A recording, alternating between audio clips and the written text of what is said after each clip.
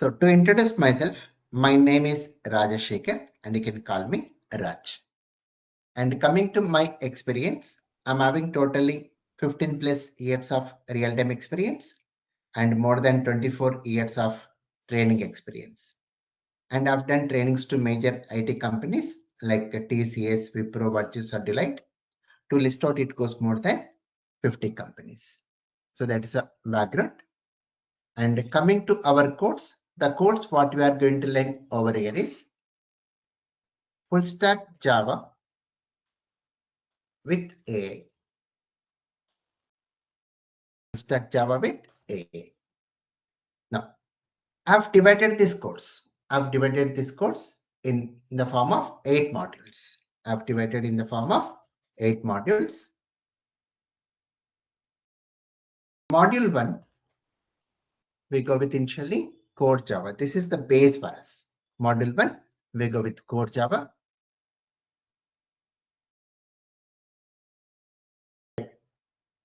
Module 2, we go with web technologies.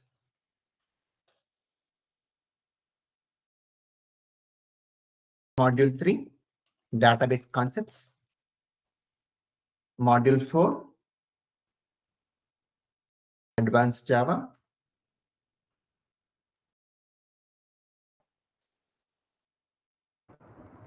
Module 5, very important, frameworks. Module 6, one more important concept, Linux and AWS Cloud. Nowadays, this is very important.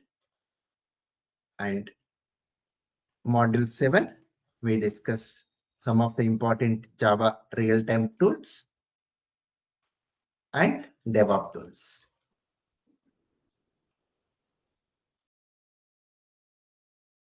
Then Module 8, final one, project. We go with a project. Now, let me discuss each and every module in detail, what we are going to do in every module. Now, core Java, coming to this core Java. This core Java, we can even call it as Java SC. Core Java, we can even call it as what here? Java SC. So can anyone say what is SC? Java SC stands for? Java SC stands for Java Standard Edition. Java SC stands for what? Java Standard Edition. Okay. And the main use of going with the Standard Edition is used to develop standalone or desktop applications. What is the use of this? Use it to develop standalone or desktop applications. Can anyone take examples of standalone applications?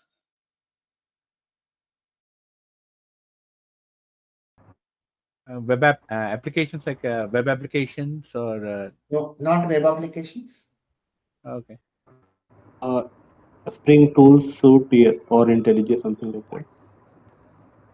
Yeah, IntelliJ, Spring Tool Suite, and this one simple examples like a calculator, Word, Notepad, Excel, PowerPoint. All these are standalone applications. All these are what here? Standalone applications. Means once we download and install in our local system, we need not connect to other system to run the application. They are independent. They are what here? Independent.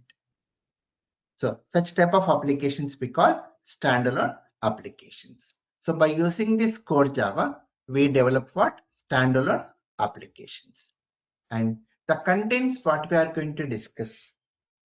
The contents what we are going to discuss in this is we initially start off with programming concepts. We initially start off with what? Programming concepts. Before you learn any programming language like C or C++ or Java or .NET, we need to have a basic idea on programming concepts. Once we have basic idea on programming concepts, entering into any programming language will be easy for us. So in tomorrow's class, I'm going to discuss this programming concepts. The next one, we go with Java introduction and Java features. The next class, we discuss what is Java introduction and Java features. Then the next one, we are going to learn how to download and install Java. How to download and install Java 26 version. The latest version is 26.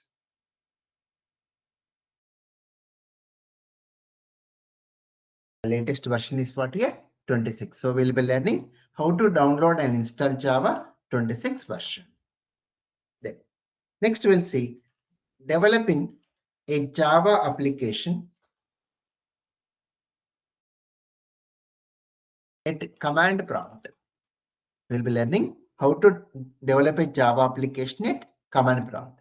Since my operating system is Windows, we'll be learning how to develop a Java application at command prompt. And even I'm going to guide you how to work with Mac OS, how to download and install Java on Mac OS and how to develop a Java application on Mac OS. That also I'm going to guide you.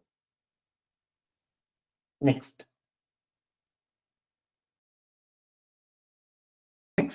download and install Eclipse IDE. In our course, we are going to make use of Eclipse IDE. And we'll be learning developing a Java application in Eclipse IDE. So this completes our introduction part of Java, like what is the need of Java and how to download and install softwares and how to develop the applications. Next, we move to the next one, Java basics.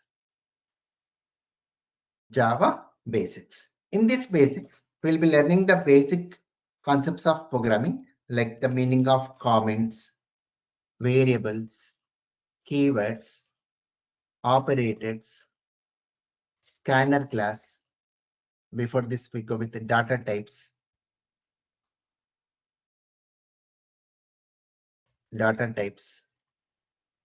operators, scanner class. Then we go with the if statement, switch statement, while loop, do while loop, do while loop, for loop, like this. So this is the place where we increase our programming skills.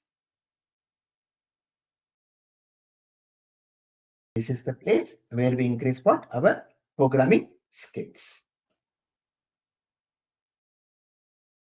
Starting from this basics, I'm going to give assignments also. I'll be giving assignments also where you need to do that assignments. The next one, we go with arrays. Can anyone say what is the use of arrays? What is the use of arrays? Like continuous memory allocation when we want to do. Like if you want to store a group of values. Very good. When you want to collect multiple elements, when you want to store some multiple values, we make use of what? We make use of arrays. Collection of elements we can manage by using arrays. Next. The next and very, very important part here is Java OOP. The next important is what? Java OOP.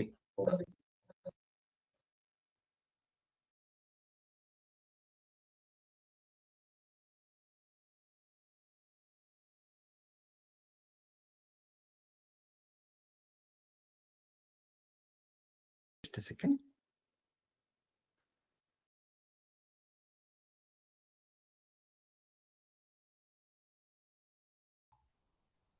The next and very, very important one is what here? Java OOP. OOP stands for Object-Oriented Programming.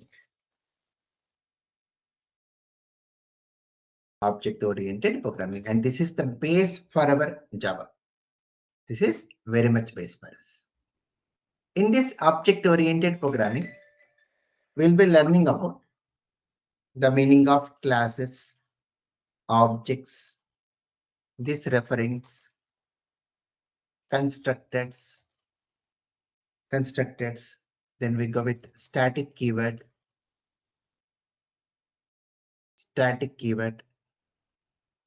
then packages, inheritance, polymorphism,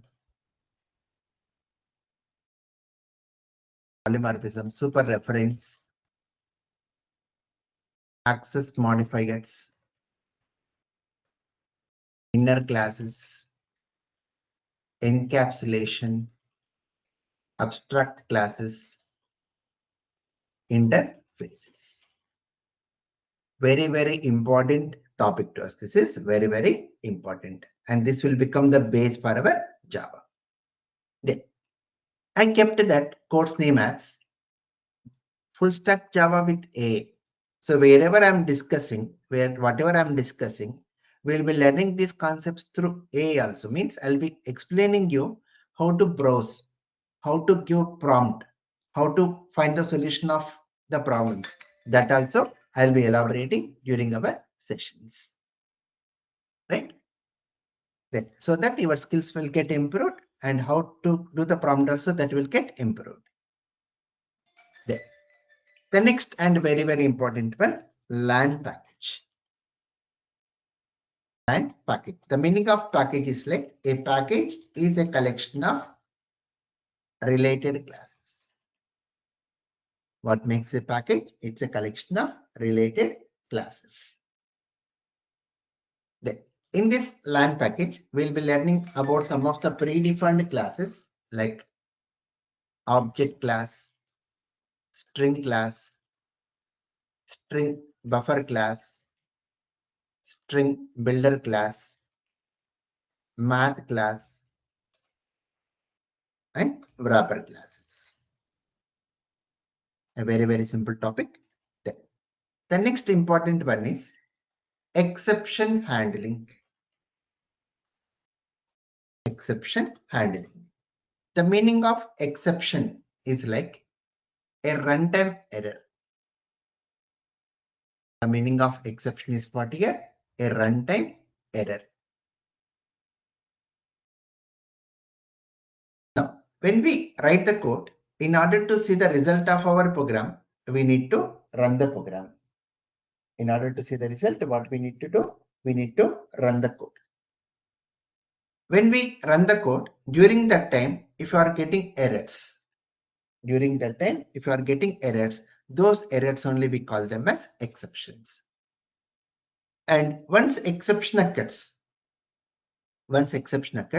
the application will get terminated. So in order to avoid that abnormal termination only, we make use of this exception handling.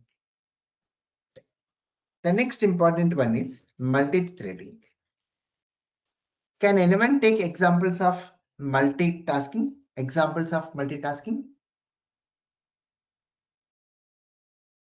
Like our CPU is doing like multiple tasks. Examples. Go with examples. Like we are okay. So it is currently running browser on it. We might also be playing some song side by side. Very good. That's it. Okay.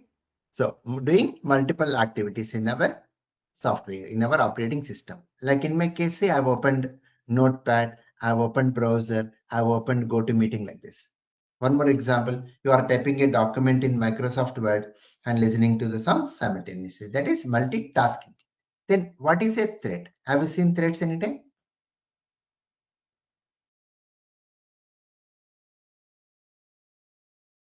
Have you seen threads?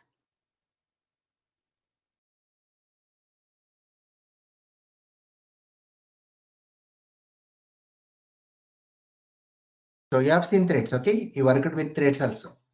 A very good example on this one is like Gmail. If you take Gmail, it's a task.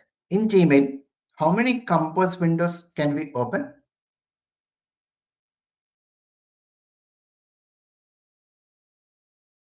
How many compose windows can we open? One or multiple? I think multiple. Multiple, right? We can open multiple compose windows. Every compose window what we open in Gmail, they are threads. Then one more example. When we go with one compose message in Gmail, how many attachments we can do? One or multiple? Many. Multiple, right? We can attach multiple. So every attachment also, it is a thread. When first attachment is going on, I can even attach second, third like that. I can even attach second, third. And what is the advantage of this? What is the advantage? Performance. I need not wait, one thing should get completed. So in order to increase the performance of our application only, we make use of this multi-threading. And one more very good example is our GoToMeeting. Or you can even take Zoom meeting also, anything is fine. So this GoToMeeting. So if you take this GoToMeeting, I can show my screen, it's a thread. I can record the class, it's a thread. I can speak with you, it's a thread. Okay, these are our threads here. So what is the main use? Performance. Okay. The next and very important one, connections. By using arrays also we can collect the elements. By using collections also we can collect the elements. By using arrays we can collect, by using collections also we can collect. But the difference is like when we go with arrays, the main drawback of arrays is we have to mention the size. We have to mention the size, how many elements we want to collect. For example, if I mention the size like 50, we can collect maximum 50 elements only. We cannot increase the size or decrease the size. Means arrays are fixed sizes. But in reality, we cannot go with fixed size. That is a place where we make use of collections. Very important. Any project you take in Java, we make use of collections in that. That much important it is. The next one, we'll discuss some of the concepts like some of the important features got added like functional interfaces, Lambda expressions, Stream API. The next one, IO package. IO means input output. IO means what here? Input output. Now, the need of going with IO packages, what are the programs we are writing? The data what we use during runtime, it is temporary data because it is stored in RAM memory and RAM is temporary. Where we can store data permanently in our secondary storage devices like hard disk or SSD like that.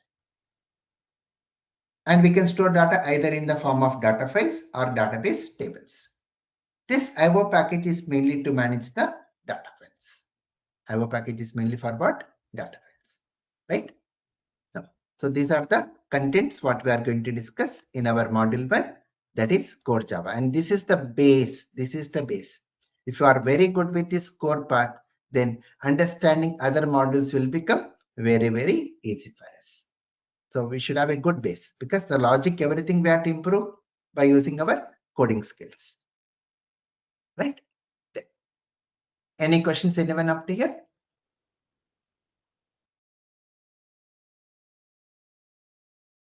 In multi-threading, will we do the practical like? Yes, everything, every place I'm going to show practical only. No theoretical classes. Everywhere we work with programs. Okay, right? So we take all real examples where we use all those things.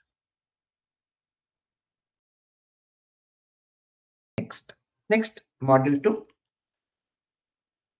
where we go with web technologies.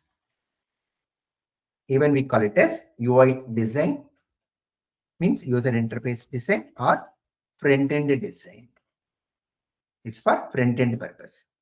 So the need of going with this module 2 is web technologies is used to develop web applications or use it to display the content onto the web browser. Simple words to say, whenever you want to display some content onto the web browser, we make use of this web technologies.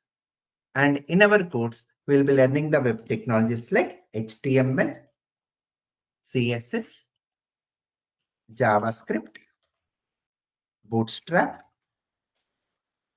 then XML, JSON, TypeScript, Angular, and even we are going to add this time React.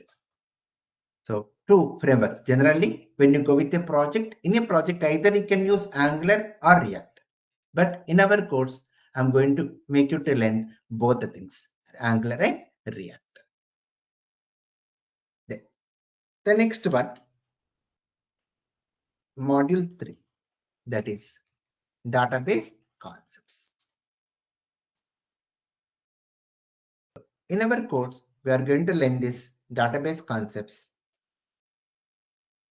We are going to learn database concepts using SQL and NoSQL.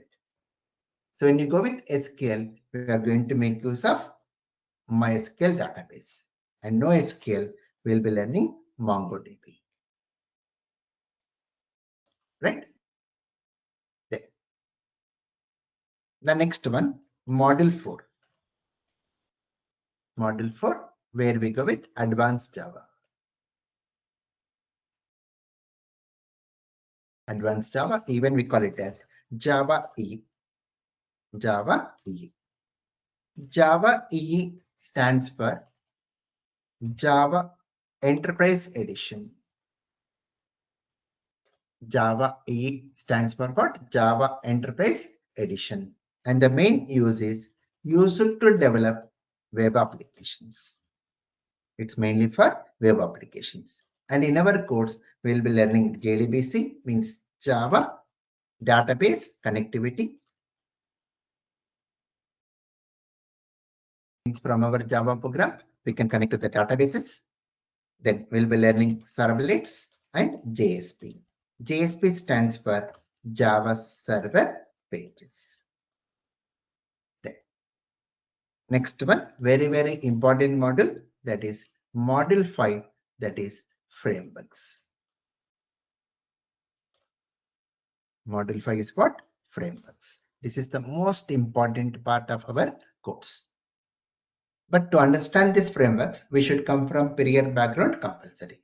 Without having the knowledge of prior modules, entering into these frameworks will be difficult for us. Everything like prerequisite to us. And in our course, we are going to learn the frameworks like Hibernate framework and Spring framework and Spring Boot. Spring framework and Spring Boot. So here nowadays, many projects we are developing with Spring Boot only. But to understand Spring Boot, we should have a basic idea on Spring framework. So here we'll be learning the module like Spring Core module, Spring IOC module. We'll be understanding the core modules of Spring so that we can enter into Spring Boot. Then we'll be understanding about Spring Boot introduction, the need of going with Spring Boot, then Spring framework wise Spring Boot. Then we'll be learning about what is the meaning of the Spring Boot status, the dependencies. Then the modules what we are going to learn here is like Spring DAO module. It's mainly for database connection, where we learn about Spring JDBC. Then we go with Spring Data JPA module, very, very important module. Then Spring Web MVC module. Here, the main need of going with MVC module is like used to develop web applications. It's for web applications. Then the next and one more very, very important module, which is widely used nowadays, that is Spring REST module. Spring REST module used to develop REST APIs. REST APIs. The use of REST APIs is like distributed. It's mainly for distribution purpose. So what is the meaning of this distributed application? Is like one application can communicate to another application. Application to application communication we do by using Spring REST module.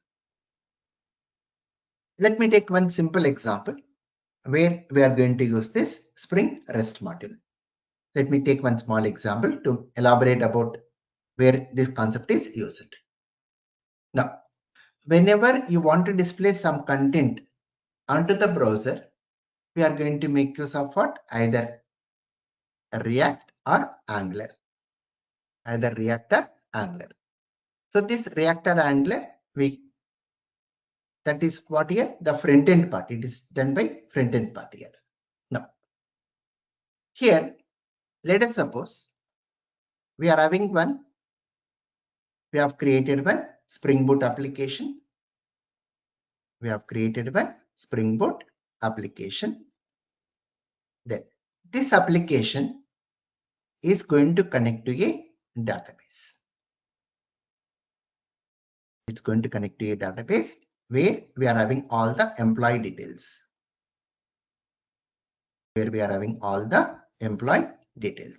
So it will be in the form of rows and columns. Tables means what? The data will be stored in the form of rows and columns. Okay. Now this Spring Boot application is going to connect to this database, and we are going to get this list of employees back to the Spring Boot. Now the objective is whatever the employee list we are getting, this list I want to display onto the client browser. Onto the browser means it's a presentation, the front end part.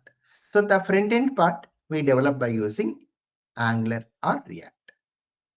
Let me just take an example like Angular. So this is one application running in one server. This is one more application running in another server. Now they have to communicate. How this communication will happen is by using this REST APIs. So by using Spring Boot, we create one REST API. It's mainly for distribution. So we create one API, and that API we give to Angular. Angular is going to invoke that API, and that will connect to database table, gets a list of employees, and that employees will be given. And Angular will take care of displaying the data onto the browser in tabular format. It's going to show our data onto the browser in tabular format. So to make communication between the applications, we make use of what? This Spring REST module. Very, very important module nowadays. Right? Everything I'm going to show you practically. Then. And under this Spring Boot, we'll be learning one more important module, Spring Security module. Spring Security module. It's for securing our application. To secure our Spring Boot application, we make use of this Spring Security module. Here we'll be learning the concepts like authentication and authorization. We'll be learning the terminologies, what is the meaning of authentication and authorization. Then we'll be even learning in-memory authentication. Then we'll be going with OAuth 2, OAuth 2.0. Like you might have seen this. Like when we are using some websites, it will ask you to sign up with Google or to sign up with Facebook or to sign up with GitHub like that. So instead of creating a new user in that application, we can even sign up using our Google account or Facebook account. Those concepts only we call OAuth. Then we'll be even learning JWT. This is JSON Web Tokens. So this is used for token-based security. Token-based security. So once we come to the respective topic, we'll be learning more on this. Next, even we go with Spring Batch module. Then very, very, very important module of our course. This is the main important module. That is Spring AI module. Spring AI module. So what is this AI? What's the meaning of AI? Artificial intelligence, right? So it is the ability of a machine or software to perform a task usually. It's mainly to perform a task usually where we require human intelligence. So it is going to understand the language. It should be able to recognize the images, solve the problems. Like you might have seen like Google Maps, chatbots. All these are examples of AI. Then here we'll be learning about what is AI. I'm going to even introduce about what is AI. So it is not complete AI code. So remember, AI codes is different. We are going to learn this Spring full stack Java with AI, means we are going to make use of AI in our applications.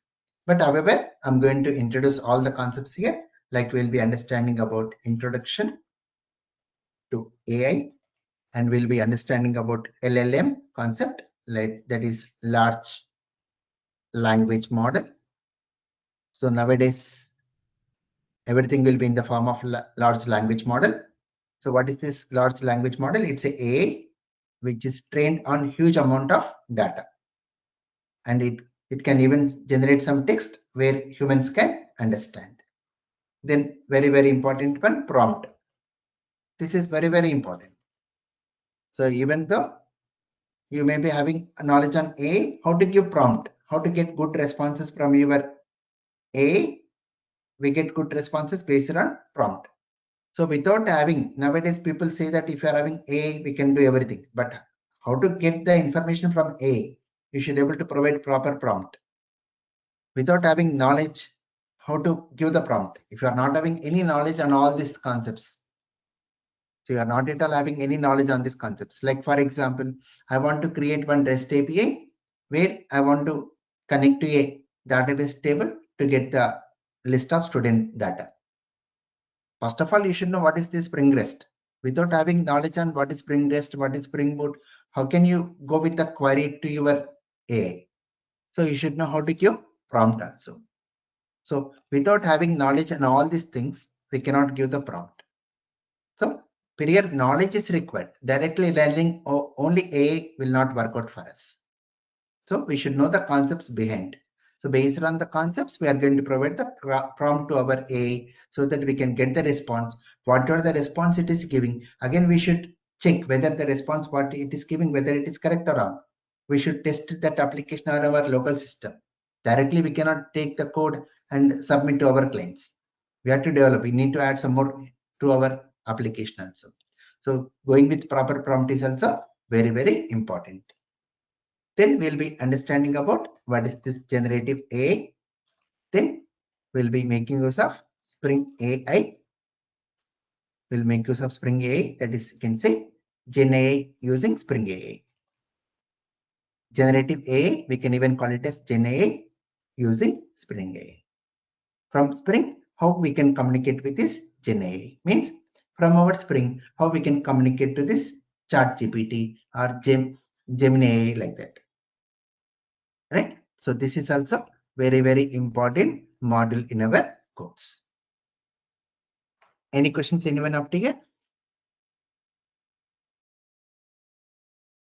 Also, in using Gen AI, Spring AI, so we are connecting to the Chat GPT or Gemini from our application itself. Right.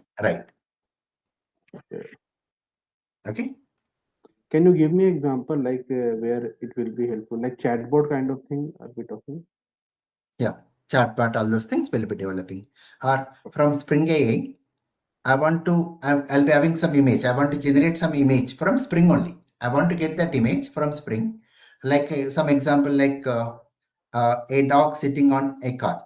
But I cannot generate that image using Spring. So I want to take help of Gen AI. But whatever the result I'm getting, I want to take that result and I want to use that in our Spring applications. So what we can do by using this Spring AI, I can communicate to this Chat GPT or I can communicate to Gemini AI and get the result. What is our result? I want to take an image that is dog sitting on a car, and I want to take that image. And for that, I'm going to use this Gen AI to make that image generated. And whatever the image we are getting, I can take that image into my Spring application and I can use that image. That is the place where we use this module. Clear? Yes. Right? Yeah.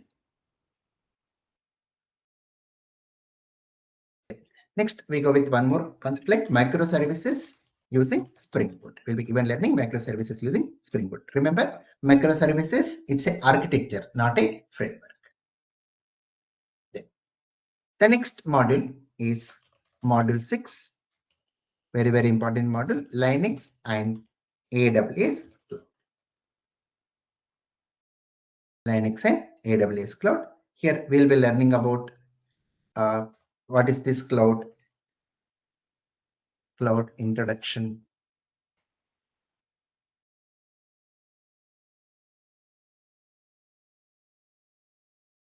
Cloud computing introduction, and what is this AWS introduction. Then we have to create AWS account creation, how to create account in AWS. Then we'll be learning Linux introduction, how to install Linux in EC2 of AWS. Means we'll be learning EC2 of AWS. EC2 is mainly to install the softwares, like we can install Linux or any other softwares like Java, like that. Then we'll be learning Linux commands. We'll be even learning how to install Java in Linux, then install Maven in Linux. Then we'll be learning some of the important AWS services, and even we go with the S3 buckets. S3 buckets, it's to store large amount of data, huge amount of data. We'll be understanding about load balancing. Then we'll be even learning RDS, remote database server. And even we'll be learning very, very important, deploying a Spring Boot application, in AWS, so that application can be accessed from anywhere. I'll be showing on my system. I'll be deploying Spring Boot application on my system, AWS server, and I'll give the URL to you. By using that URL, you can even access on your systems also. Such type of application I'm going to show you practically. Okay, right? The next one, module 7, where we discuss very important real-time tools and DevOps tools. Like the tools what we are going to learn in our course is like Maven tool. Then we'll be learning GitHub tool. GitHub tool also comes under DevOps tool. Then we go with JUnit,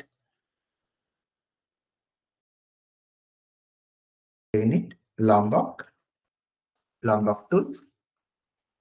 Then Postman tool. It's mainly Postman is mainly for API testing. What are the REST APIs you are creating using Spring Boot that we can test by using Postman. We'll be going with the Jira tool. So it's mainly agile development for our software project. It's just like planning. We'll be learning Log4j tool. It's for logging purpose. Then JMeter. It's for performance testing. What are the application we have developed? So to check the performance of our application, load testing, we make use of JMeter. We learn even Redis cache. Redis cache is remote dictionary server. It's also like our database only, but to increase the performance of our data access, we make use of Redis cache. It's mainly for static data. Then we go for Swagger. We learn Swagger. Then we go for Jacoco. Jacoco means Java code coverage. Then the DevOps tools like Docker, Jenkins, and Kubernetes. These are our DevOps tools. It's mainly for our deployment purpose. Right? These are the important real-time tools and DevOps tools what we are going to learn. And the next and very, very important module 8, where we go with a project. We develop a full stack Java project using Spring Boot. Microservices, we are going to make use of microservices. And the front-end part we develop using Angular. The front-end we do by using Angular. Right?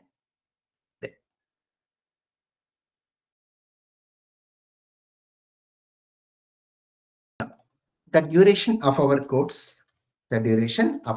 goes for totally 5 months. Maximum 5 months will complete. Then the time will be, the class timings will be Monday to Friday. The classes will be Monday to Friday at 8 p.m. IST. At 8 p.m. IST, and the class will go for maximum 1 hour. Right? And some of the important points. Go to meeting. Link is permanent. Whatever the link I've shared with you, this link is permanent link till the end of our course. And the class notes, source codes, recordings will be shared within 2 hours after the class.